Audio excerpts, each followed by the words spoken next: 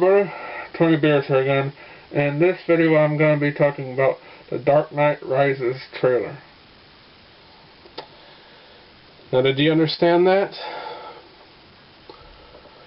Well, isn't that kind of annoying? Now, wouldn't you hate that if I did that through the whole video? If I talked just like that through the whole video? You'd probably hate it, right?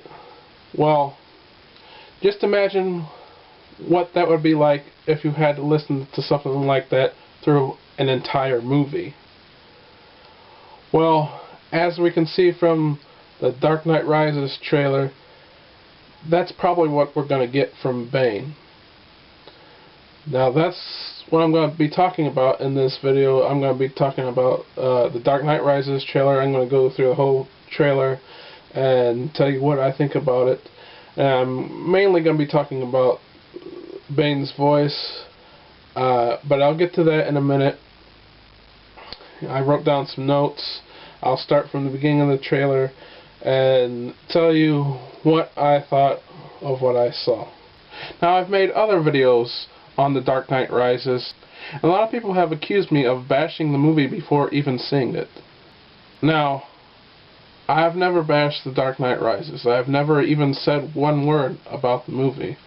I have criticized things that I have seen so far from the movie, such as the teaser trailer, the costumes, the casting choices, and now the trailer itself, but I have never criticized the movie as a whole.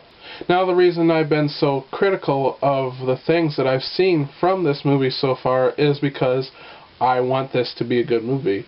I have seen other movies that Christopher Nolan has done, and I know he can make a good movie, so my expectations are very high for this movie.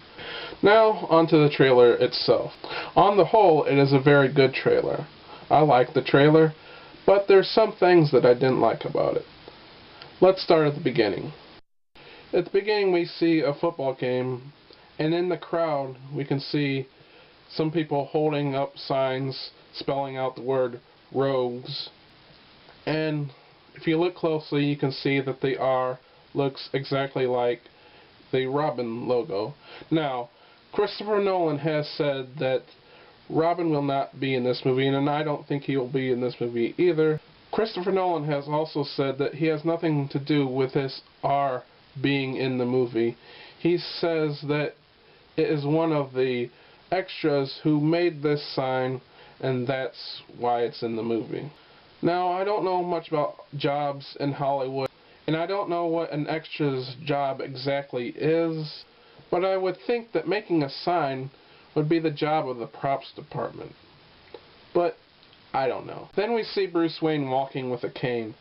Now, did he get this injury from Bane? Who knows? We'll have to wait and see. Then we see Commissioner Gordon giving a speech about Harvey Dent.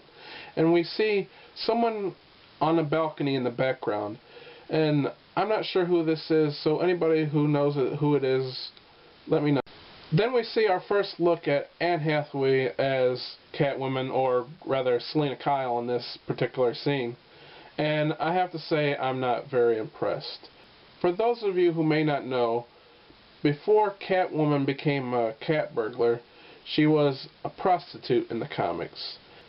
And since Christopher Nolan is going for this more grittier, realistic Batman, I would like it if we at least get a mention of this in the movie.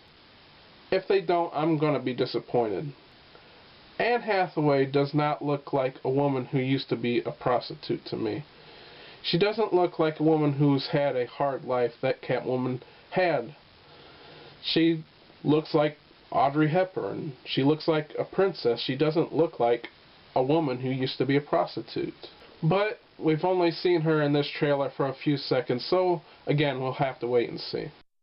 Now, because of what she whispers to Bruce Wayne, a lot of people have said that this movie might be trying to make a political statement. They're saying it's a lot like what's been going on with the 99% or Occupy Wall Street protest that's been going on recently. And personally, I would have to disagree. And the reason I say this is because, one, I think David S. Goyer wrote this script long before these 99% or Occupy Wall Street protests began. Also, Catwoman has always been a thief in the comics. She's been an actual cat burglar since her creation back in 1940, which is a long time before these people started these 99% protests. So I doubt that this movie actually has anything to do with anything political. Then we see Bruce Wayne in prison, and it's possible that this is a flashback back to Batman Begins when he was in prison in that movie. Then he hears all the prisoners chanting Dishe Bashara, and he asks one of the other prisoners, what does it mean? And the other prisoner says, rise. Now I thought this was kind of odd since Dishe Bashara is 2 words and rise is 1 word. But who knows, it's some kind of foreign language. But as far as I know, it might even be a made-up language. I don't know. Anyone who does know, please let me know. Then we see the football field collapse. And this is probably my favorite part in the trailer. It really shows the destruction and carnage that Bane is willing to do. Then they show Bane talking, and I like what he had to say, but I don't like how he said it, and I'll talk more about that later. Then we see Bane's men dropping down a hole. Now, could this be the same well that Bruce Wayne fell down as a child and he discovered the Batcave? Or could they be just descending into the prison? If anybody knows what this is or has any theories on what this is, please let me know. Again, we'll just have to wait and see. Then the trailer shows us Joseph Gordon-Levitt. Now, he's only in this trailer for a second, but if he is in the trailer, that must mean that he has a big part in the movie. But what kind of part can he have? I've heard he's just playing a cop, but could he be more than this? Could he be one of Batman's sidekicks? Christopher Nolan says that Robin's not going to be in this movie, but could he be an adult Robin? Could he be Nightwing? Could he possibly be Azrael? Now, it would be a lot easier for me to believe that he is Robin, since he has the body of a 12-year-old boy. Then we get a glimpse of Bane and Batman fighting, and I've heard people say that, wow, Bane really looks big in this trailer. And I'm like, are you kidding? Really? If anything, Bane looks smaller than Batman. And the last thing they show in this trailer is the Batwing. Now, like I said about the Batmobile, personally, I think it's ugly. I also don't know how it can fly. It doesn't look very aerodynamic to me. Now on to Bane's voice. I hated it. The first thing I said after watching the trailer was, what did Bane say? I had to watch the trailer 10 times before I even thought I knew what Bane said. I had the same problem watching the teaser trailer. I had a hard time understanding what Jim Gordon said in the hospital bed. And I thought to myself, am I going to be able to understand anyone in this movie? Some people have said that Bane has a Spanish accent, as he should, but how can you tell? Some people have said that in the prologue, Bane's voice is even worse than in this trailer. How is that even possible? Something that pissed me off was that the studio has asked Nolan to change the sound mix, and Nolan refused. He said he was going to tweak the sound mix slightly and not bow to the demands to remix it entirely. Tweaking the sound is not fixing the problem. As much as I hate it when studios interfere, they are absolutely right this time. It is extremely important for any movie for the audience to be able to hear the movie clearly.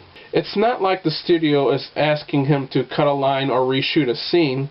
They're asking him to fix an audio problem. Fixing the audio is not bowing to the studio. It's fixing a technical problem. And this is a technical problem, not an artistic problem. Another thing that has really pissed me off is that another studio executive has said Christopher Nolan wants the audience to catch up and participate rather than push anything at them. He doesn't dumb things down. You've got to pedal faster to keep up. Now, what pisses me off about this is that he seems to be insulting people who are hearing impaired. He's basically calling them dumb. Just because someone cannot hear Bane clearly does not make them dumb. One's ability to hear has nothing to do with intelligence. Beethoven was deaf. Was he stupid? Thomas Edison was deaf. Was he stupid? Fixing an audio problem is not dumbing down the movie. They're not asking him to alter the movie's vocabulary so that unintelligent people can understand it. Now, unfortunately, in movie theaters, sometimes you have babies crying, sometimes you have people talking to each other, sometimes you have people talking on a cell phone. Now, with all that going on, it's going to be very hard for anybody to be able to understand Bane.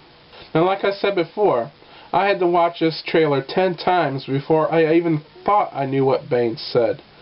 Now, when I go to the theater, they're not going to let me rewind it so I can watch it again, so I can try to understand what Bane said. They're not going to let me click on the subtitles. This is a movie theater. And I can't afford to go to the theater multiple times just so I can understand Bane, nor should I have to.